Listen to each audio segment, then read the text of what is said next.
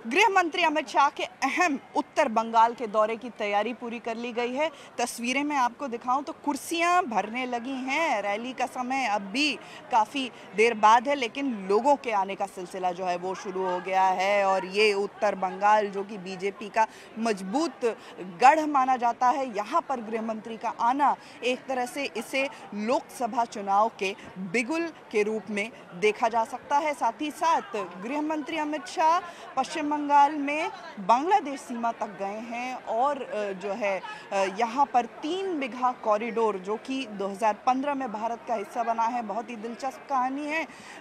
ताश या चेस के खेल के दौरान भारत की सीमा के भीतर बांग्लादेश का कॉरिडोर 2015 में प्रधानमंत्री नरेंद्र मोदी के कहने पर भारत का हिस्सा बनता है। उस 3 बीघा कॉरिडोर में जाएंगे गृह मंत्री। लेकिन उसके पहले जो तस्वीरें आपको दिखाएं, जहां पर बीजेपी के जो नेता हैं उनके मंच देखिए, मंच सज चुका है। और साथ ही साथ बीजेपी के जो विधायक हैं, सांसद हैं, उनके आने का सिलसिला यहाँ पर शुरू हो गया है। और साथ ही साथ इसके यहाँ पर महिला मोर्चा के भी नेता और तैयारियाँ पूरी जोरों पर है। साथ ही साथ हमारे साथ जो कार्यक्रम का प्रभार संभाल रहे हैं संजय सिंह जी हमारे साथ हैं, बीजेपी के नेता हैं। हावड़ा से आकर के और सिलीगुड़ी में पूरा मंच तैयार कर दिया, सजा दिया आपने। देखिए, पार्टी का काम है, जहाँ भी पार्टी भेज देगी वहाँ जाकर के हम सब कार्यकर्ता हैं, हमको जाकर के काम करना पड़ता है। और जिस तरह का काम पार्टी देती है उस तरह का काम हम करते हैं। काम छोटा हो या बड़ा हो, पार्टी का काम है करना है। उत्तर बंगाल गढ़ कहा जाता है, मजबूत है क्या इसलिए यहाँ पर, और साउथ बंगाल में रैली नहीं? देखिए, माननीय अमित शाह जी हमारे गृह मंत्री जी आ रहे हैं।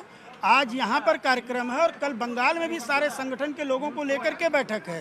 तो चूंकि बंगाल, ये उत्तर बंगाल बहुत दिन से नहीं आए थे, उत्तर बंगाल के लोगों का डिमांड भी था। हमारे यहाँ राजू बिष्ट जी जो दार्जिलिंग के एमपी हैं, उनका भी बहुत आग्रह था यहाँ और समाज के लोगों के साथ बैठना था, इसलिए यहाँ पर आ रहे हैं। आज यहाँ आएंगे, कल फिर कलकत्ते में सारे संगठन के लोगों को लेकर के बैठक होगी। बैठकों का दौर क्यों?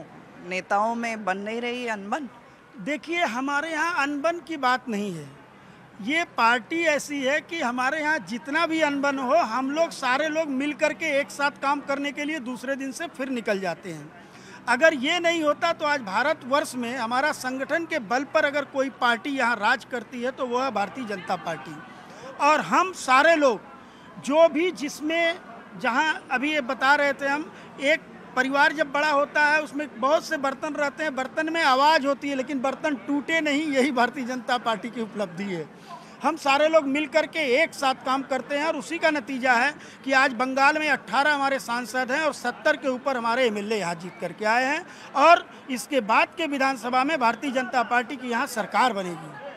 ये बताइए कि रैली ऐतिहासिक होने वाली है क्या? कितनी भीड़ होगी? देखिए, हमारा जो टारगेट है कम से कम 50 से 60 हज़ार लोग यहाँ आएंगे। बाकी जनता स्वतः भी आएगी, चूँकि माननीय अमित शाह जी आ रहे हैं। और इस मैदान की कैपेसिटी जो है ज़्यादा से ज़्यादा 40,000 की है।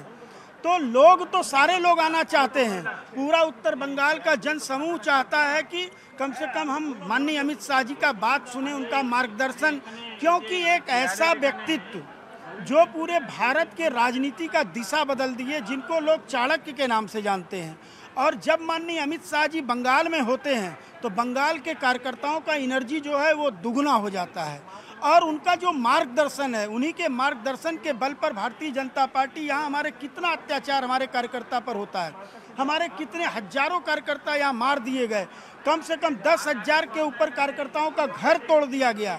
2 तारीख को जब चुनाव का रिजल्ट डिक्लेयर हुआ, उसके बाद कम से कम 20,000 कार्यकर्ता का घर नष्ट नाबूद किया गया, दुकान लूट लिया गया, गाड़ी तोड़ दिया गया, मोटरसाइकिल जला दिया गया। लेकिन भारतीय जनता पार्टी का कार्यकर्ता कहीं नहीं डिगा। भारतीय जनता पार्टी का कार्यकर्ता आज भी भारतीय जनता पार्टी का कार्यकर्ता है, क्योंकि हमारी जो विचारधारा है, हमारा जो उद्देश्य है, हम जिस भारत का निर्माण करना चाहते हैं वो, उसके लिए हमारे भारतीय जनता पार्टी के लोग काम करते हैं। अंतिम सवाल, इसे लोकसभा का बिगुल कह सकते हैं?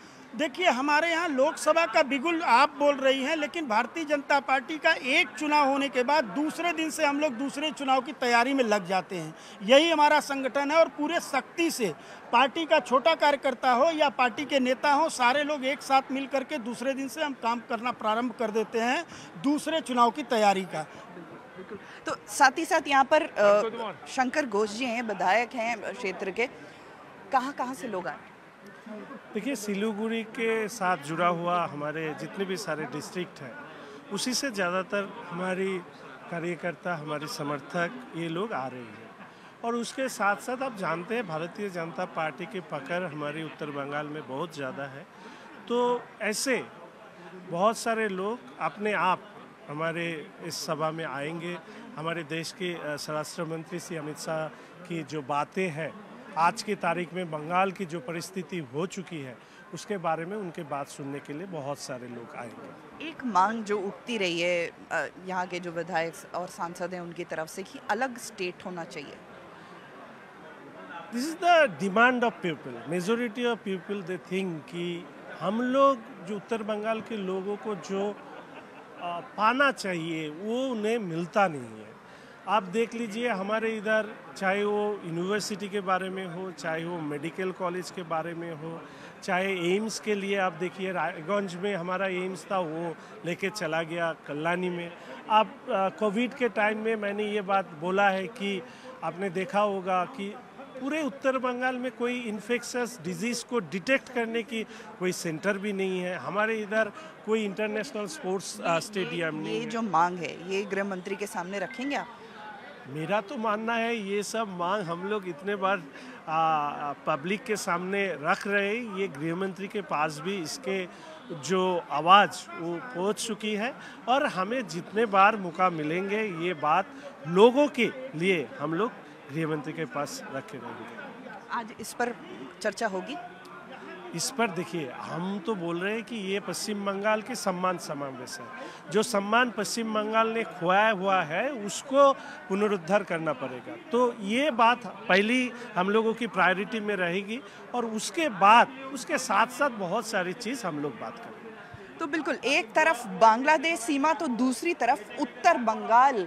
अमित शाह, गृह मंत्री अमित शाह जब पश्चिम बंगाल आएंगे तो जो यहाँ पर स्थानीय बड़े नाम हैं, चाहे पंचानन वर्मा जो कि यहाँ पर राजवंशी समुदाय के नेता हैं, राजवंशी समुदाय से लेकर के सबको साधने की कोशिश करेंगे। वीडियो जर्नलिस्ट आशीष सर के साथ आशिका सिंह, न्यूज़ 18 इंडिया, सिलीगुड़ी।